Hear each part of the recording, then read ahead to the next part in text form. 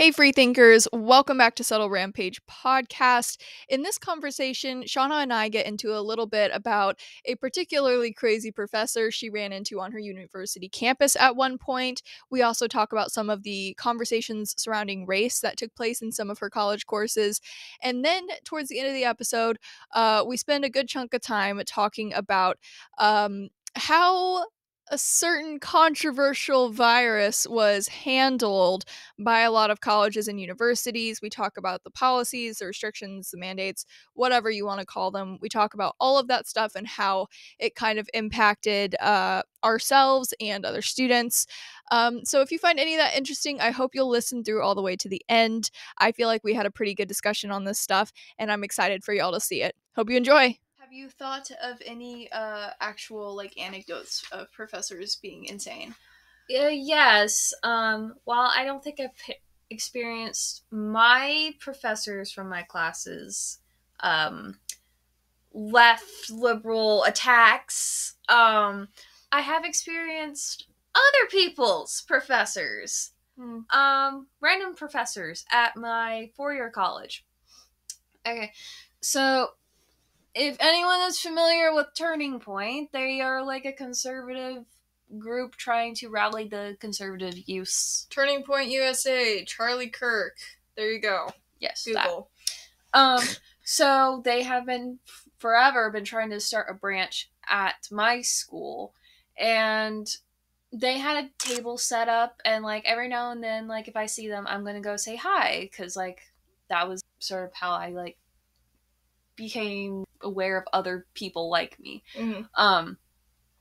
But I would go over and I'd say hi because they recognized me. They recognized my face and they knew my beliefs, and we would get to talking, it'd be nice, as I'm on my way to the next class or something. Yeah.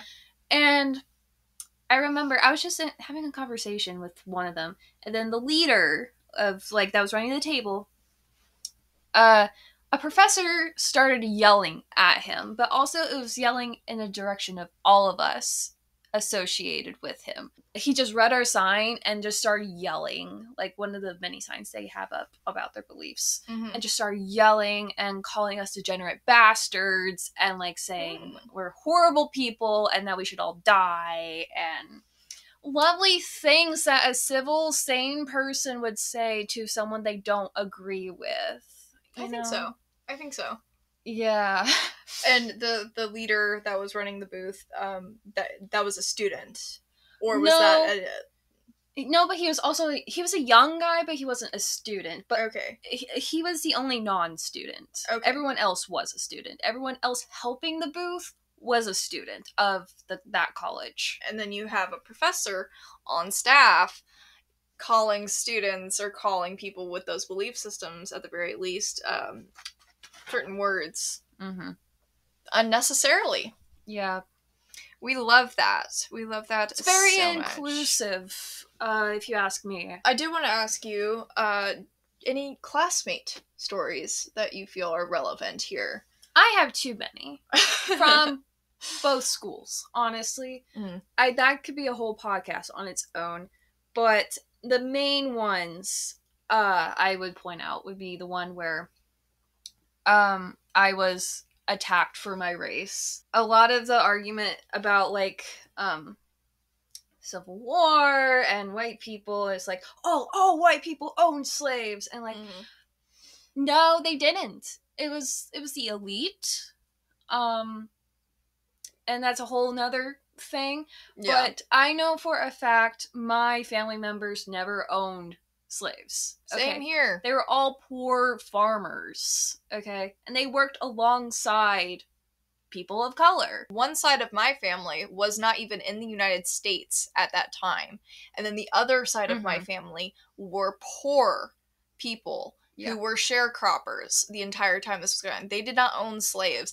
And so then you enter into these certain situations where people truly believe that all white people were racist, that owned slaves and were terrible to other people. And that's just not the reality, no matter how much you pitch it.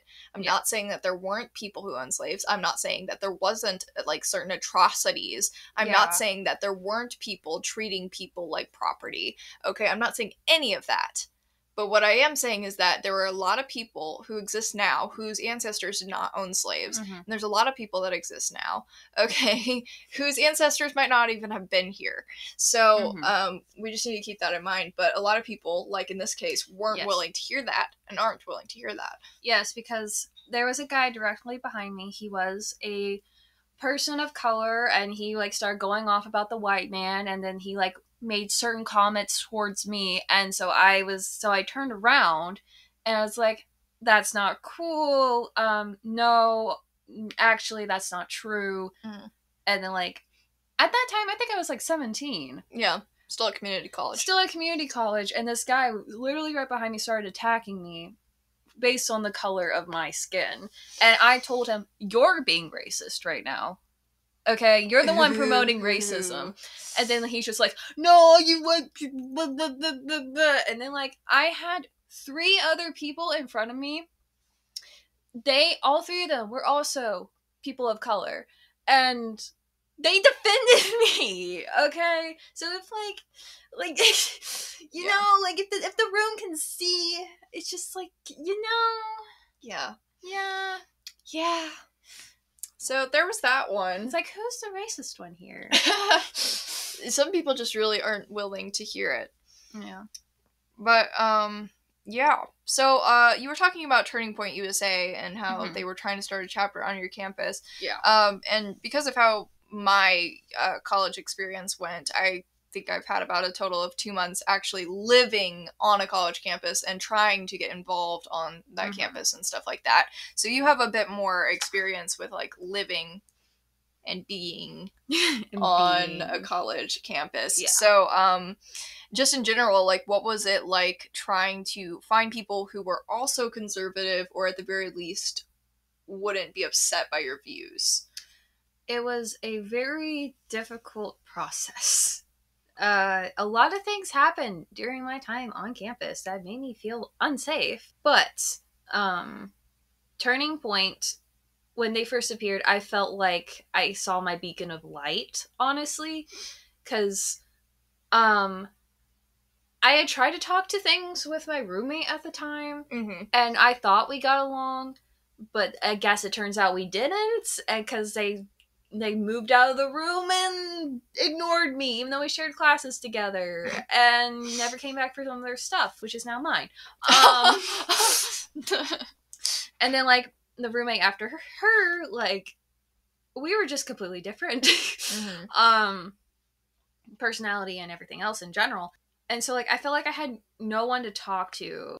And, like, I just didn't have a place to, like, reach out to, like, friends that were on campus, and Turning Point was that for me. Like, we were trying to start a thing, and then like it fizzled out because everyone who was a conservative were seniors, and so they graduated out, which sucked.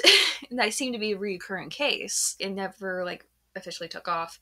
But that was how I got started, and I recognized faces around campus, so it's like, oh, okay, like, hello, fellow person. And it's just like, but then again, I still didn't make friends out of that. It was just like more so you're not alone type of deal. Yeah.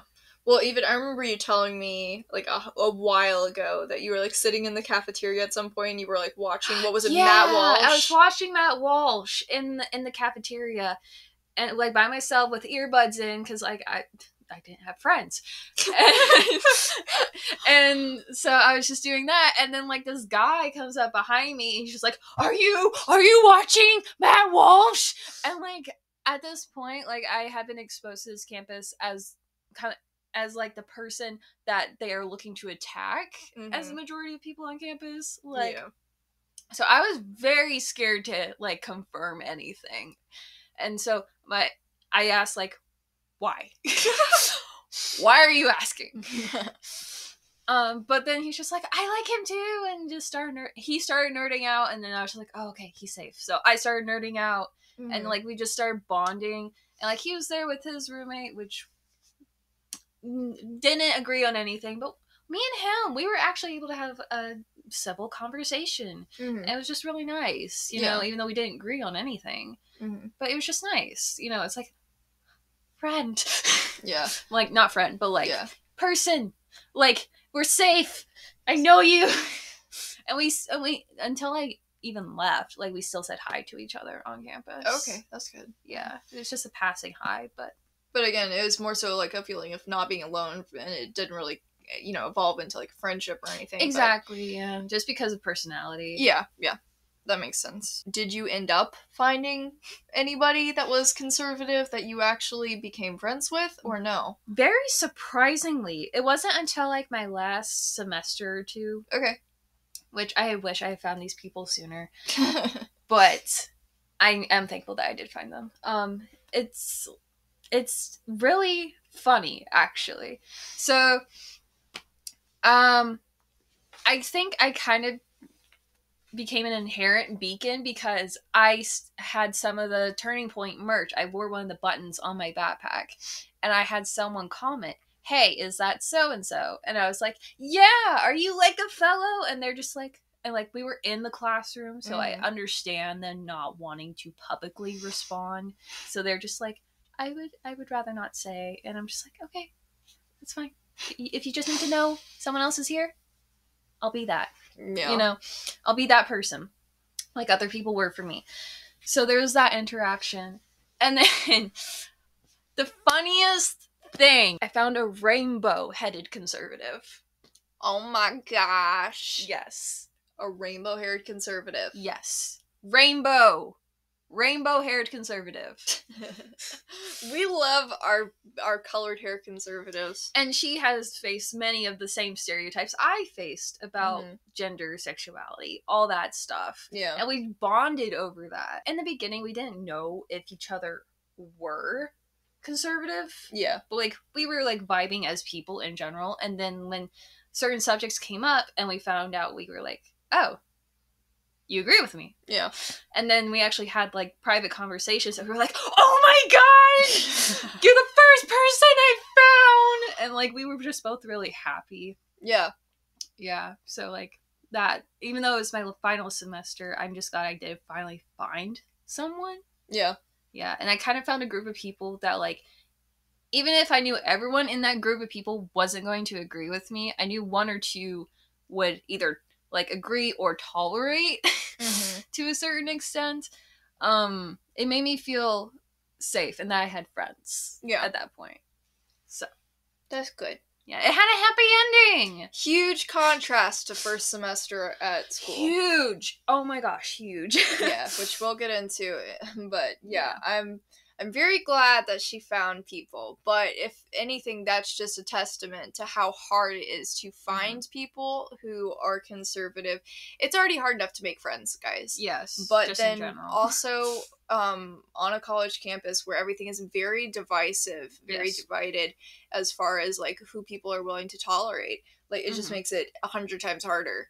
And like that was one of the biggest biggest sensitive points, like when Shauna was first on campus, was like we'd be talking on the phone and it was like just still not having anybody to just be around, be social with, go hang out with, talk to in person, because it was just so difficult to find somebody that would so lonely. Yeah. And so like, and she's not the only one that deals with that on college campuses. I mean, she was there, granted, during COVID. So you had a lot of other things playing into that, but she was not the only one on campus as a conservative during COVID, and there were probably plenty of people across the country that were doing or feeling the exact same thing as a freshman, as a transfer, and whatever. And it's really screwed. But that leads us into the last part of this episode, and the part that's probably going to take the longest. Honestly, yeah, there's just too much to say. And we're not even going to get into my stuff. This is just all me here. Yeah. This is all me. Yeah. Unfortunately. And I mean, I haven't gone into my whole COVID college experience on my podcast before, partially because it's a long story that Very sucks. But also partially because I'm still coming to terms with all of that. I still got a little bit of anger. So, yeah, I don't blame you. I still have anger as well. That's why I'm shaking. Yeah. But, that's just, this is processing here. Yes. So, we're gonna focus on Shauna today. Focus on my trauma. Yes. So I'm gonna let you explain what it was like, being physically on campus with the COVID insanity going on, because you were on campus at college in Florida from like spring of 2021 to spring of this year. Yeah. So you weren't there during 2020, but like you were there in the direct aftermath, pretty much. Yeah. And so I guess let's start off mask mandates. Yeah, mask mandates, bunch of bull. It wasn't even just mask mandates. It was self-screening. Mm-hmm. You had to download this app on your phone, and you had to like check in every day your symptoms, if you had any fevers, whatever. None of it was double checked, by the way. It was just a matter of compliance and doing it. Honestly, I just got so sick and tired of it. I had to show my teachers every day that I was okay to come into class. For my in-person classes, I had online classes because the teachers were still afraid. But the in-person ones I had to show my green screen. The green screen that she got from assessing herself. Yes. And so logical, it makes perfect sense. And I had to do that to even get food. If I didn't show it, I had to starve. Like, it was literally a controlling thing. Mm-hmm. And like, it wasn't even like in depth. It's just like they just need a flash of green. Yeah. So like I very early on, pretty much, I did the green screen thing, and then I would screenshot it, and I would use that for as long as I could. Honestly. And then they caught on to that trick, because they were like, oh, tap your screen, because then it'll show whether it's a picture or not. But it's so stupid, because you could have just lied that morning. Yeah. Like, it's completely illogical, and that's part of what was so insane about all of this stuff, but... Yeah. Yeah. Yeah, even if you're by yourself in a building, and it's just you in that space, there would be like people who specifically their job was to come up to you and to yell at you if you weren't wearing a mask. Yeah. And like threaten to kick you out of school. What about your dorm? My dorm was the only time you could be mask free, really. But only in your dorm room? Only in my dorm room. Okay. In the building, you had to be masked. So as soon as you step out into the hallway to use the bathroom, you had to wear a mask. Yeah. Yeah, yay! Very comfortable living, guys. Yeah, but you could take it off when you go outside.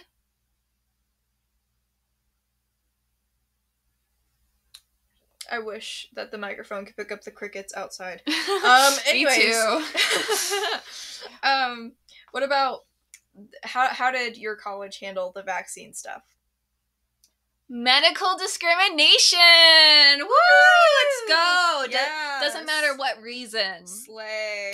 No matter what reason, whether it's like a medical condition you have, religious reasons, medical discrimination, everybody. Let's go. Did they say like you had to get a vaccine to keep going to school, or did they just pretty much at your school, I think what they do, they just started discriminating against unvaccinated people? The options were simple. Either you get vaccinated or you go into testing for, in the beginning it was just like a couple times a week. You get tested a couple times a week. If you didn't register that you were vaccinated, like you had to show proof of a vaccine card. And even if you were vaccinated and you didn't show your proof, you got selected to be tested. So, the COVID testing, they pretty much were testing the unvaccinated people only. It was mainly the unvaccinated people, and all of us kept seeing, you would see the same faces. Yeah, because it was the same group of unvaccinated people that were being randomly selected for testing. And then it got moved to randomly selected people. And all the randomly selected people was same people, same time, same day. Oh, and what kind of test was it that you said? I think you said it was the one where they stick it in your nose. It was the nasal swab. They took your temperature. And you just had to like sit and wait. And like it was so stupid, because like medical information, that's supposed to be private, right? Yeah. If you get tested and you're positive, should that be private? I would say so. Okay. So you wouldn't scream whether you're positive or negative to a whole room of people? Not usually, no. Oh, okay. I just wasn't sure if we were clear on that, because apparently my college was not clear on that. Oh. Oh. It was not very subtle at all. They would either like call your name and then say like an audible tone, like whether you were positive or negative, and then they started doing the paper slips thing. Mm-hmm. That was like a piece of paper saying whether you're positive or you're negative, and then like if the person got more papers, which was instructions on what to do and how to quarantine yourself, you knew that they were not, you know, that they were sick. Yeah. Or tested positive, at least, because we all know those Yeah. tests are flawed. Yeah. But, yeah. And it screwed up my sinuses one time for a whole week, and it made me feel like I was sick when I wasn't. They just shoved it up there without caring, and they jacked up my sinuses for an entire week. So then you had jacked up sinuses from the stupid COVID testing, and then you were also having to wear a mask on top of that. It was horrible. Yeah. Like, I already can't breathe. Mm-hmm. And so, like, even if it's like below your nose, even if it's on accident, like, you will get yelled at. Yeah. Well, it was kind of like, it wasn't, I know it's not what they called it, but wasn't it kind of like a demerit system? Like, you know, you only had so many chances before. Yeah, you would get reported. If you're on campus property, outside, you had to wear a mask. And I got yelled at several times because I didn't, because I was, you know, breathing or about to have a panic attack or something like that. You know, I got yelled at by teachers. Yeah. That were also outside. Well, and I know that my university did this. Did yours?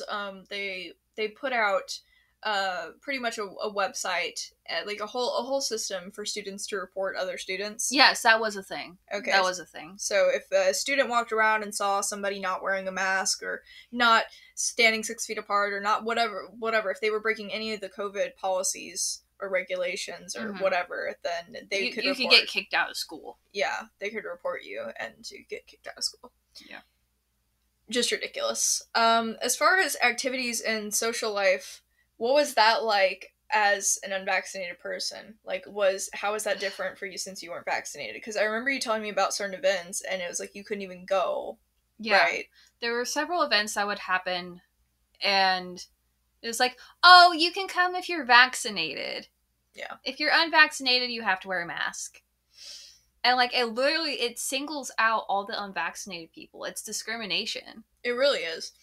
And then, like, that doesn't help with, like, you already don't know that many people on campus. You're already struggling to find people to talk to. And then, like, you literally can't go to any of the social events that they're holding because I couldn't. And, like, these social events were outside, and I had to wear a mask if I was unvaccinated. I remember this one time, I was just so lonely. I went to one event, but I didn't go to the event. I sat on the other side of the street and watched the event, which was a movie. Like, it was a lawn movie where people were spaced out. So even if I went by myself and sat under a tree by myself, I would still have to wear a mask. More than 6 feet away from people. Yeah. And so I just sat across the street, sat on a curb, ate my pizza, and watched Pokemon. That's the movie it was? Yeah. Pokemon. Alright, cool. I didn't even want to watch the movie. I was just so lonely. Itching for social interaction. Yeah, I was just so done. That's completely understandable. Like, just honestly, okay, here. Okay. The psychological warfare, okay, and just the emotional manipulation that universities and colleges pulled on an entire generation of college students, okay, just absolutely not okay. Absolutely not okay. And I feel like everybody's forgetting this way too quickly. Everyone's willing to forgive and forget very quickly. Exactly. I typed this out, okay, and I'm going to say this to you right now, alright? You ready? Okay? Everyone out there, all of you out there who went to school, okay, before you go around recommending or promoting the school you graduated from, I want you to think about what they did, okay, and how they manipulated and messed with, pretty much, thousands upon thousands of college students across the country. Thousands and thousands of young adults who are now going to have to deal with the consequences of these actions that universities and colleges pulled in the name of COVID. There should be no pride in your university and your college alumni if they did any of this crap. Yeah, I don't have pride at all for my college. Like, whenever I'm seeing the campus tours, I literally want to tell them to run away, go find a different school. And, like, I had this, like, entirely different situation come up where like there was a family, they lost their phone, blah blah blah. I've returned it, and then they asked me because they had like a teenager with them. It's like, oh, would you recommend your school? And I was like, absolutely not. Do not go here. Yeah. And they appreciated my honesty, but I'm serious. Yeah.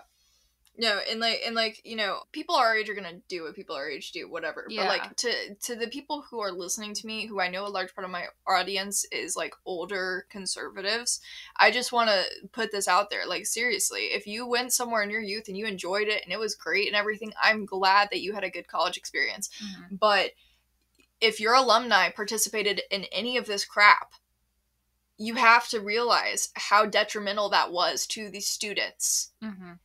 Like especially to those of us who were not going along with everything, Mm-hmm. okay, but even more to the people who did go along with everything, mm-hmm. because it shows how easily these kids will fall into compliance. It shows how easily they can be controlled, and it shows how easily they can be manipulated. And it's like, and then those of us who weren't easily manipulated and saw through a lot of it, literally it was just like psychological warfare and manipulation. I was wanting to cry every single day that I had to go through that. And part of the reason that I say it was emotional manipulation too is that both Shauna and I and several other people my age that I've talked to, like that were enrolled in school during this time, it was a constant like stream of emails, okay, in our student inboxes.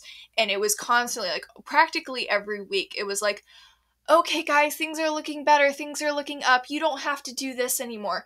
And literally 2 days later, the next week, the next day, they would keep switch it out.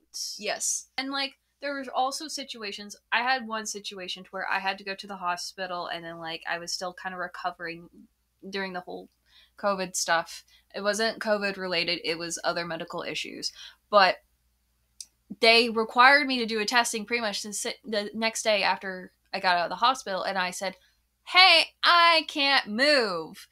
And then they didn't care, and they said, and I had accidentally missed one of the testings because I didn't see the email.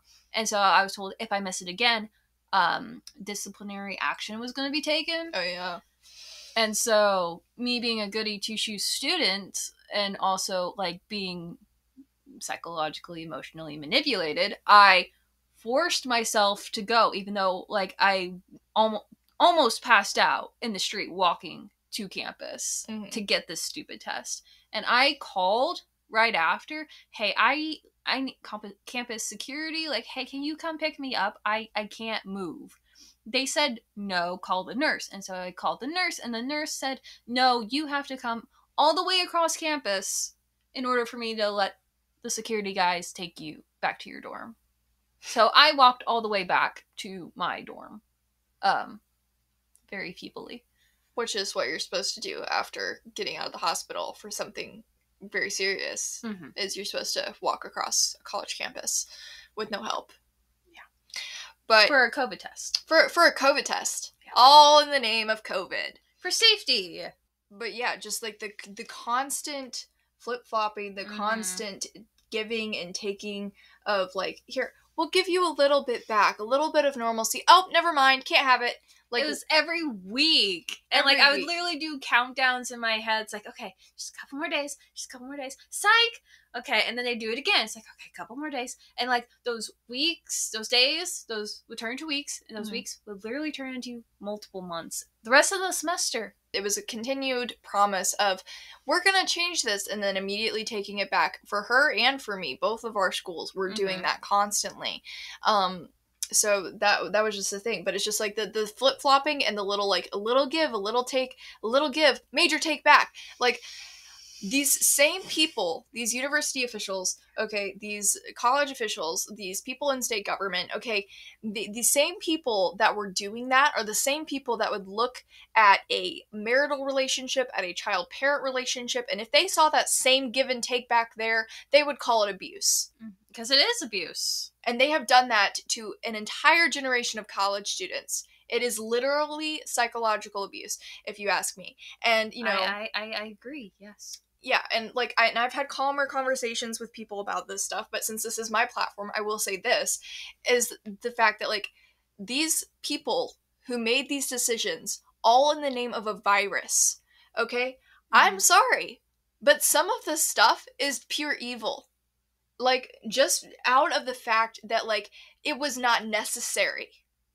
And you ruined people's lives in some instances, took away their jobs, took away their livelihoods, okay, took away their ability to get an education that they worked hard for, took away their stability of housing in some situations, okay, like all of this stuff. And then you had the audacity to continue to promise normalcy every week, every few days and whatever, and immediately take it back. And then continue to promise that you care about your students' mental health. Absolute crap. Absolute crap. Preach. There you go. That's what I said. I could go on, but I won't. But she can go on. I can definitely go on. I've gone on a lot over the last few years. Yes. But here's the thing. Like, I will continue to say this. COVID did not do any of this. People did this to people. Yes. People made these decisions to do this to other groups of people. Yes. Whether that was the elite, whether that was the government, whether that was heads of businesses or heads of schools, people made the decisions that affected other people. COVID did not do certain things to me. COVID did not do this stuff to Shauna. Other people did these things to other people.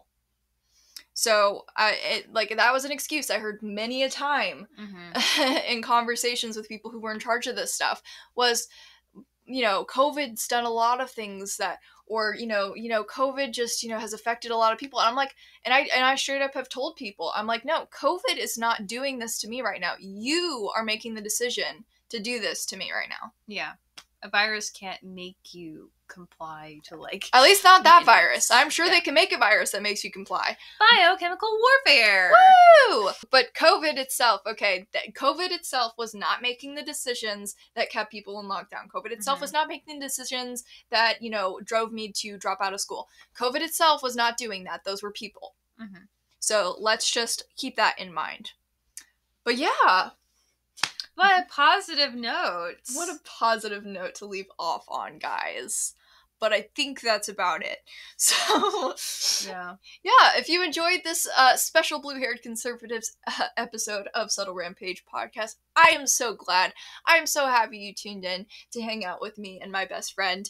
If you are interested in checking out Shauna's graphic design portfolio, since she's all educated in stuffs, she does some good work, so you can check out her website in the description below, and you can also, follow the Subtle Rampage podcast on our social media when you get the chance. It's down there too. Yeah, just clickety-click, copy paste, whatever you gotta do. Don't know what device you're on. But yeah. Anything else? Good luck, world. Good luck, world. Good luck, world. There we go. Bye-bye.